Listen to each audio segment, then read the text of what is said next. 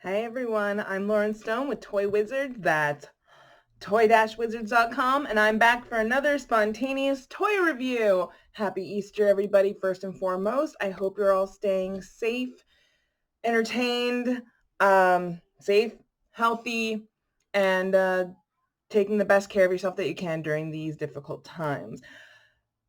Again, happy Easter. So for this spontaneous toy review, I thought I would do something different. We're always in it for the lulz, right?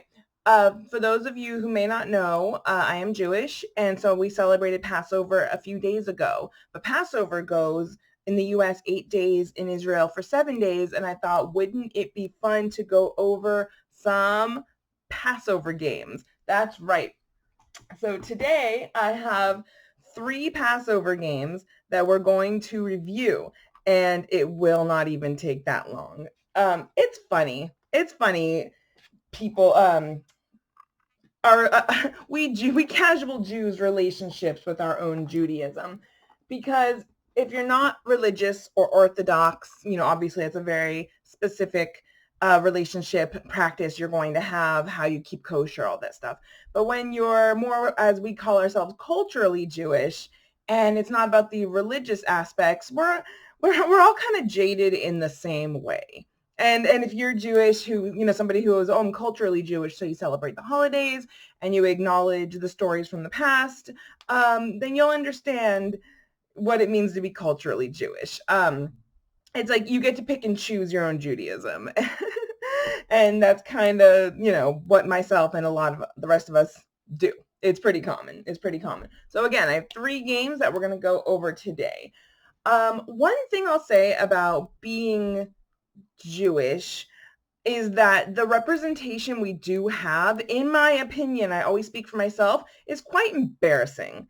It's embarrassing. A lot of it's embarrassing. I think there's and don't get me wrong, there's some really schlocky stuff out there for Christmas, and there's some really, there's some Easter imagery that's, gaudy and embarrassing. Like, it exists everywhere, but there's something about, specifically about, in my opinion, about Jewish representation that can be so embarrassing. There is, in my opinion, there's a lot of beautiful Christmas music. I feel the same can't be said with, a lot of Hanukkah music. It's like, oh, well, you have Adam Sandler's and, Hanukkah song, and you have like dreidel. Aren't you happy? Well, no, it's a little embarrassing. I hear the words mensch on the bench, and I want to cry. Very embarrassing. There's a lot of cheapness that's kind of pumped out. You'll see what I mean when you see our first game, which is called Kosher Land. And when I showed this to a friend who's of Russian Jewish Israeli descent, she was like, "Oh yeah, that looks like old Soviet games." And it reminded me specifically, when I was 10 years old, I used to play this weird CD-ROM game in Israel called Twins in Trouble, which was a South African and Israeli co-production point-and-click CD-ROM game starring 2 children that were twins, looked a lot like this. So this is very cheap sensibilities. And this is the kind of stuff, of course, not all the time, but with many game publications, book publications, educational stuff geared, specifically for Jewish children, from my experience, and I always speak for myself, there's just not a lot of budget in there. So it doesn't look very good. So this is Kosher Land, and it's basically a Candyland clone. With that being said, it does have some rules that are unique, and I'll show you the board right now. Its spinner is attached to the board, and that is a pro and con. I tested this game out on my kids because they actually wanted to play it. So when your spinner is affixed to the board, the pro is that you will not lose it, and it smells weird. Like, this box smells like one of those bomb shelter bookstores in like Herzliya. If you've ever been to Israel, you know what I'm talking about. The bomb shelter thrift stores, that's what it smells like. So, again, having the spinner attached to the board means you'll never lose the spinner, which is nice. But having the spinner attached to the board means that when your kids flick it and it spins, all the little pawns go flying. So I'm probably taking this too seriously. But look, I mean, you have your honey. You can get stuck in the honey. And so that's for, what's it called? For, oh my God, I'm spacing right now. Rosh Hashanah, for New Year's. You eat apples and honey to signify a sweet new year. So we have that trope in there. We have, if you mix meat and milk, you have to wait a turn. You miss a turn because that's not kosher. You ate latkes on Hanukkah. Go ahead 3 spaces. You have Mr. Matzah up here. So we're sort of mixing some holidays together, but you only get one. When you're Jewish, you only get one chance. So you got to stuff it all in there now. I love this. I hate myself for loving this so much, but gone gefilte fishing. It gives me way more delight than it deserves. I am so happy. We gone gefilte fishing.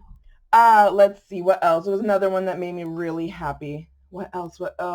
Oh yeah, we said amen to the kiddush, and that's, you get to go ahead 6 spaces. That is so much gelt. That is so many shekels. That is so much. That is so cool. So as you can see, and here my matzo ball soup is too hot. Ouch. So I lose two turns. I lose 2 turns. I said the hamotzi for the bread blessing. So you're supposed to say your baruch atah, your motzi lechems and stuff like that while you're playing this game. There's one with bagels. What is it?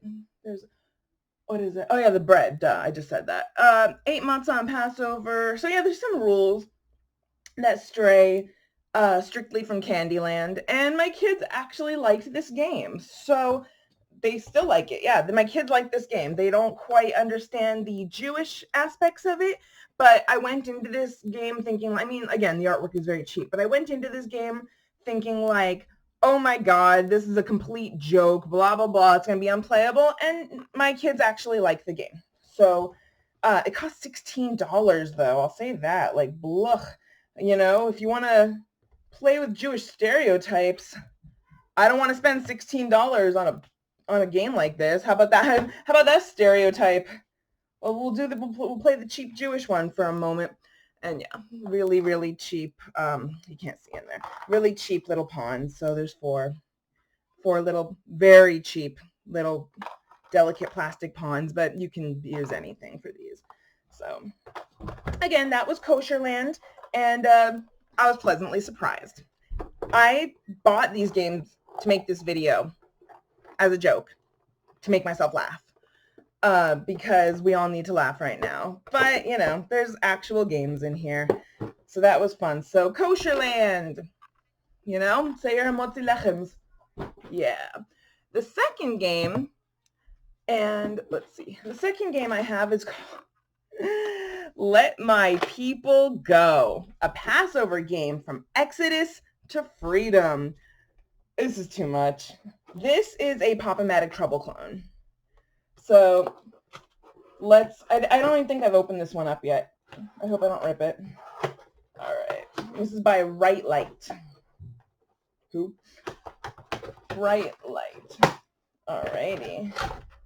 I like how the boys are wearing their kippah, yarmulke, and the little girls are so casual. But, I'm glad they don't have the keppel-schmatas and the skirts down to their knees. It's really interesting with Judaism. One thing I want to say about Judaism in popular culture is I feel there's 2 flavors of it.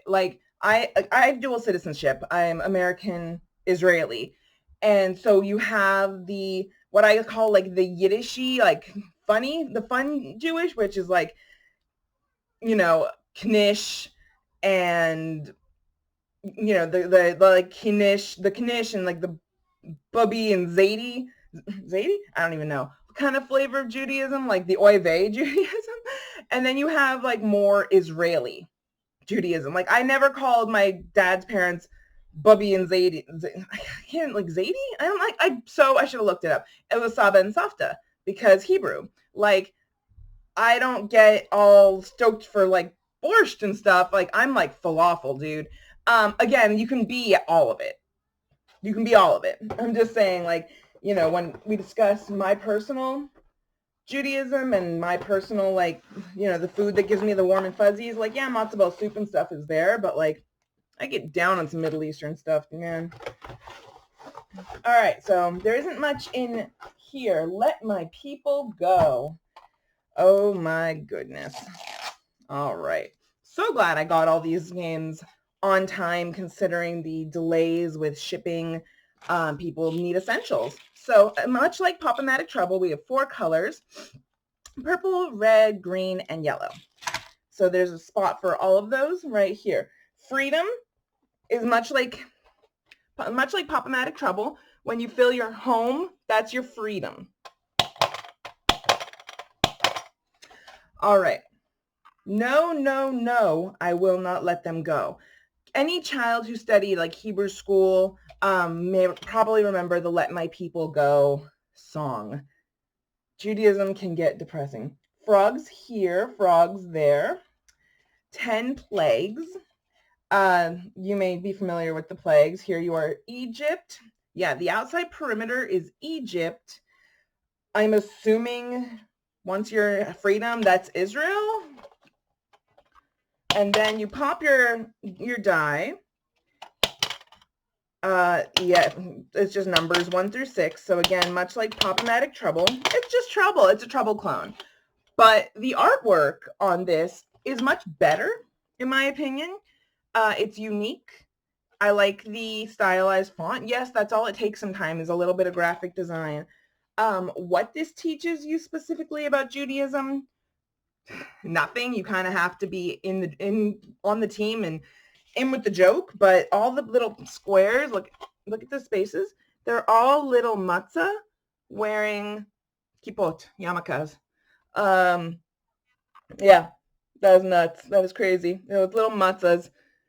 This is a Passover game because it said so, but I am elated. I am delighted. If my children don't want to keep this, maybe I'll do a giveaway or something, because maybe your kids will want it. No, no, no, I will not let them go. Let my people go. And the 10 plagues. What a time. What a time for plagues, right? Awful. That is not a joke.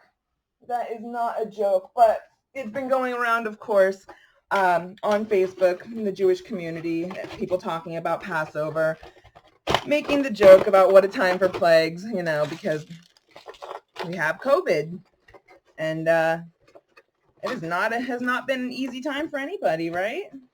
It has not been an easy time. We all miss our friends. Times like Passover, I can't close this.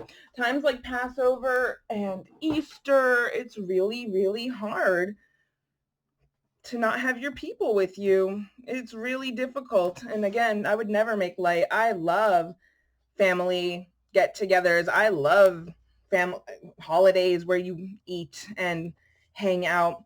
All right, our last game is How Do You Do? Jewish experience in a box. No box is good enough to describe the oddness of the Jewish experience.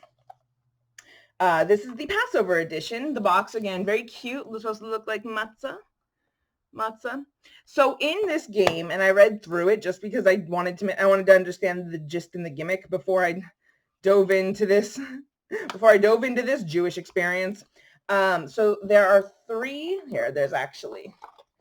It's trivia, but it's also questions. It's supposed to liven up the Seder, which if you do the Seder full throttle can take hours and hours and hours and hours and hours. Many families I know of, my own included, do the how long can I tolerate this abridged version of the Seder, which is, the plagues, the questions, the manishtana, and the dayanus, and talking about the Red Sea parting.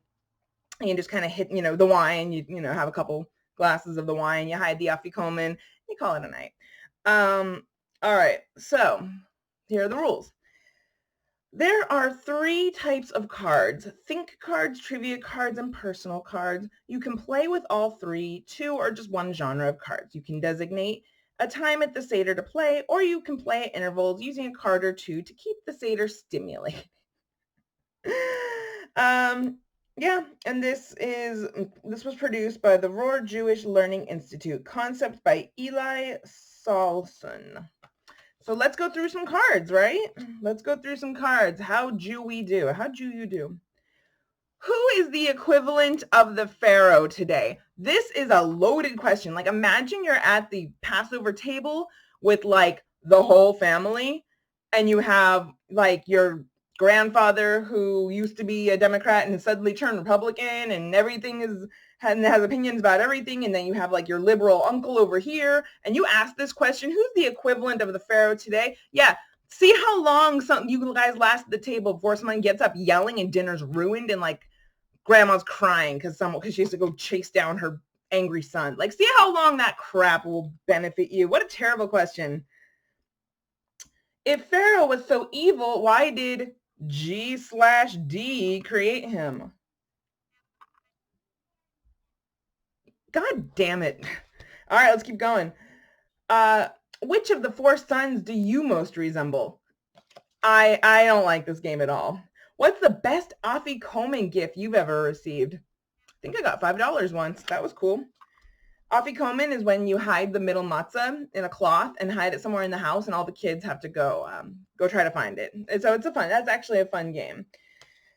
All right, there was one question in here that was just like, I had to groan. Let me see if I can find it. Aha, here it is. I found this and I was like, oh my God, I have to save this. Why have the Jews been singled out for persecution and hate throughout history?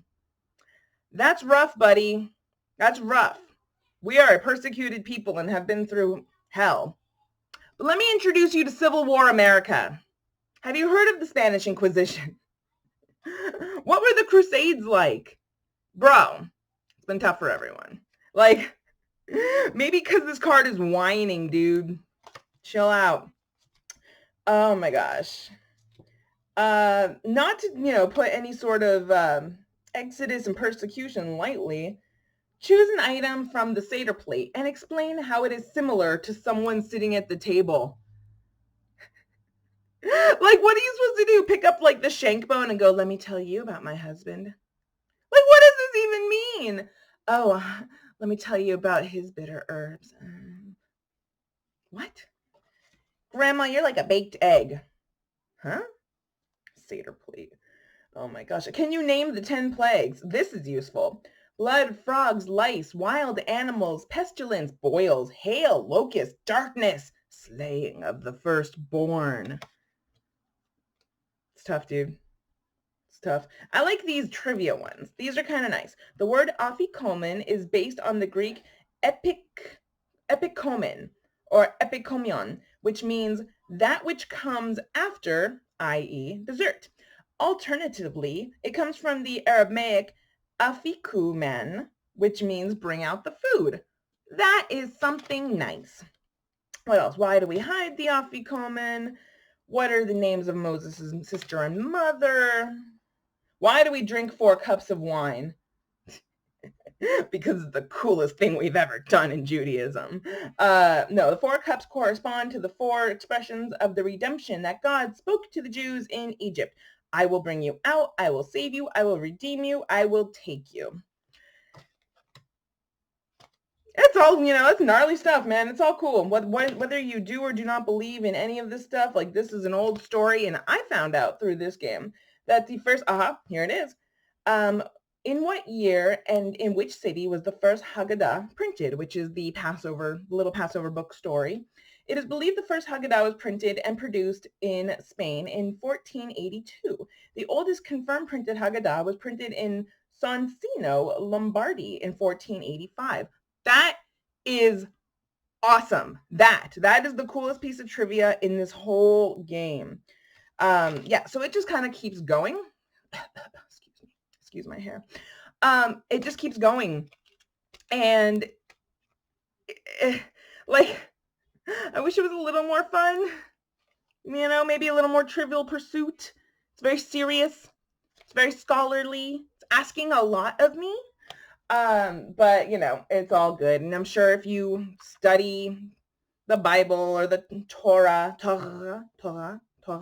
you study the Torah and you know all your Jewish history, then this is a no-brainer.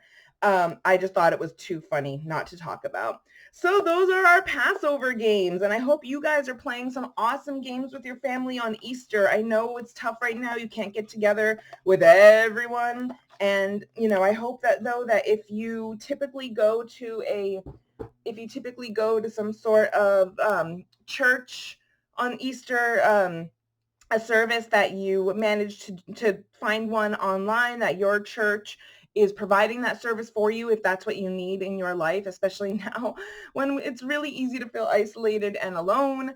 So I just wanted to give you guys something to, again, just, you know, something playful to laugh with. And for those of you going like, why are you telling us to laugh at Jewish games, lady? It's not funny. I take it very seriously. You do you. All right, guys, that's all I have for you today. I'm Loryn Stone with Toy Wizard. That's toy-wizard.com. Check out the site for everything in toy news, toy reviews, listicles, articles, snarkticles, opinion pieces, factual pieces, countdowns, all sorts of cool stuff. And remember, we update the site every weekday. And if you don't see it on social media fast enough, go to the site because it's all there waiting for you. All right, guys?